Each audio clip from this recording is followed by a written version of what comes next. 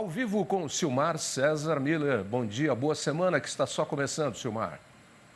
Muito bom dia, meu caro Otávio. Bom dia aos nossos amigos do Terra Viva. Boa semana para todo mundo. Bom, e aí, Boletim Focus. Daqui a pouquinho a gente comenta, você traz aí a sua análise dos números apresentados pelo Banco Central agora pela manhã, abrindo a semana. Mas antes, commodities, mercado financeiro, como caminham as coisas nesse penúltimo dia de outubro? Davi, a semana começa com o dólar em queda, mercado de câmbio aqui com queda de 0,5%, cotação da moeda americana em R$ 4,99. E o mercado de ações reagindo, subindo agora em torno de 0,7% aqui no mercado da B3 em São Paulo.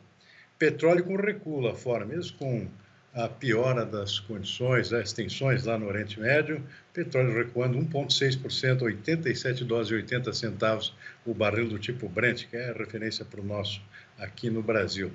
Outros fatores pesando mais do que a guerra, pelo menos por enquanto, no comportamento do combustível, entre os quais a preocupação com a economia global, a economia andando devagar na Europa, na China também, tudo isso preocupa e tende a reduzir o consumo do combustível. Mercado de commodities agrícolas com predominância de quedas nesse início de semana.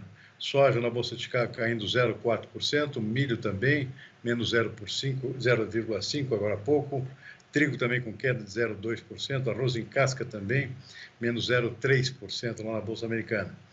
Na Bolsa de Nova York, café também cai, o arábica 0,9%, açúcar também, com a correção nesse início de semana, queda de 1,1%, cacau também perde 0,8%. Na contramão sobe o algodão, 0,4%. E suco de laranja. Suco de laranja ninguém segura, impressionante.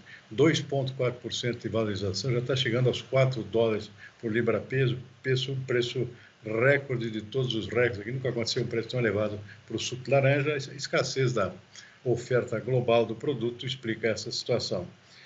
E aqui no mercado futuro da B3 em São Paulo, boi gordo com pequeno recuo de 0,2%. Tavinho.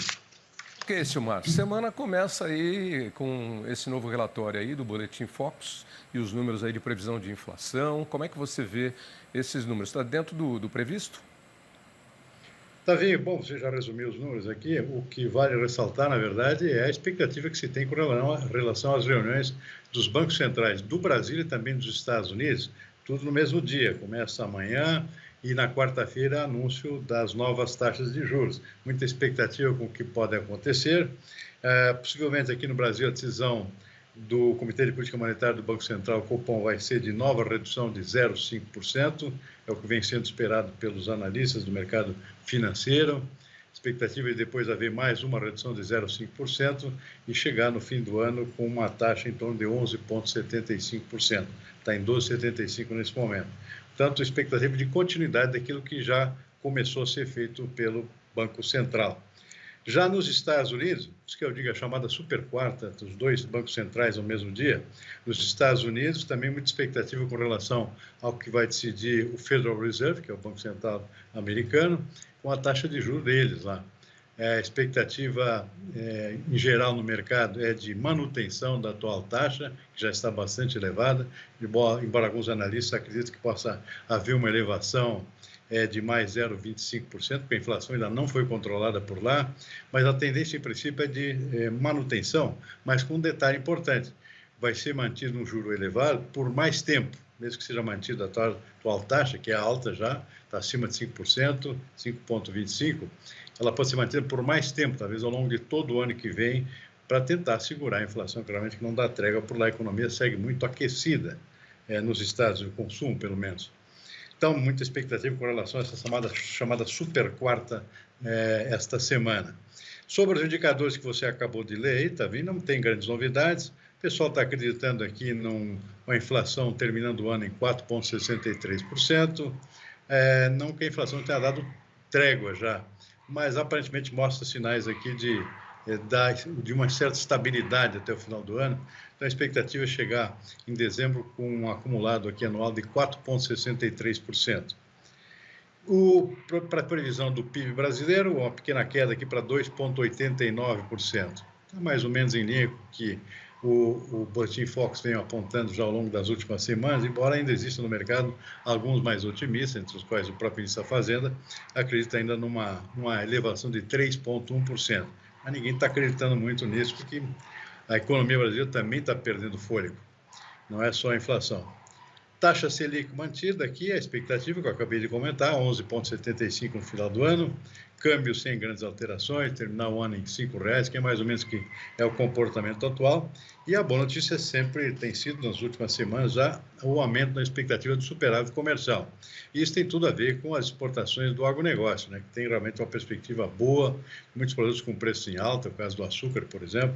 Tem muito milho para ser embarcado, aí o volume pesa mais do que o preço, que não está bom. Então, a expectativa de um superávit aqui de 74 bilhões 950 milhões de dólares, acima do previsto, 1,5 milhão acima do previsto, não, perdão, que é 600 milhões de dólares acima do previsto uma semana atrás. Então, esse é o cenário aí que está sendo antevisto pelos especialistas ouvidos pelo Boletim Focus do Banco Central, tá vendo? Começa aí fraca, né? Sem muita notícia. Você já comentou aí os números do Boletim Focus. Semana vai ser um pouquinho mais curta, porque muita gente vai emendar aí o feriado da quinta-feira, né? E o que chama atenção aí é, na verdade, esse ataque que saiu agora de manhã de Israel, com força brutal, força aérea e de tanques também, já estando nos arredores da capital Gaza, que é a capital da faixa de Gaza, numa ofensiva lá que parece querer varrer mesmo os palestinos daquela região onde eles dominam desde 2007. E chama atenção também aquele movimento que aconteceu na Rússia, lá numa região predominantemente muçulmana, onde uma multidão invadiu um terminal de um aeroporto para protestar e não deixar desembarcar passageiros que vieram num avião israelense de Tel Aviv. E aí o governo russo interferiu, botou força lá e botou todo mundo para correr, prendeu, enfim, continuam aí as manifestações, né? E nada resolvido em relação a reféns, sejam brasileiros ou outros. E aí o caso já oficial da morte daquela DJ alemã israelense que foi levada seminua na caminhonete de uma picape no dia da invasão do Hamas e que pegou inclusive aquele kibutz onde acontecia uma festa rave. É lamentável, né? Sem dúvida nenhuma. As tensões aumentam por lá, né? Especialmente nessa questão do Oriente Médio, né? Especialmente no aspecto humanitário, né, Tavinho? E agora houve um corte das comunicações, ninguém consegue falar com ninguém, parece que já foi restabelecido agora pela manhã, mas no final de semana realmente foi um zero total aqui em termos de comunicação com o que acontece lá, inclusive com os brasileiros que estão ainda retidos por lá, são cerca de 40 brasileiros, esperando serem repatriados aqui e o governo israelense, as tropas israelenses não permitindo nenhuma saída de Israel, inclusive também restringindo a entrada de alimentos e água para abastecer as populações lá que estão realmente com uma situação bastante crítica, né? Então, a situação, em termos humanitários, só piora, Tavinho, com essa guerra que, segundo Israel, mal começou. Ou seja, não há perspectiva de trégua no curto prazo até que realmente se elimine lá esses focos de resistência do Hamas, que é aquele grupo terrorista lá sediado na faixa de Gaza. Então, essa preocupação que permanece aí, Tavinho, e gera preocupações para essa semana que está recém começando. Ok, vamos lá então. Começando nossa semana, parece que não vem chuva muito forte hoje, não. Amanhã sim de novo, porque ontem caiu o mundo, hein? Aqui em São Paulo e em outras regiões aí, com granizo inclusive, chuvarada, derrubou árvores, queimou semáforos, alagou, enfim. Vamos aguardar aí daqui a pouquinho na previsão do tempo com a nossa Luísa Cardoso. Boa semana para você, bom dia. Bom dia, boa semana, Tavinho.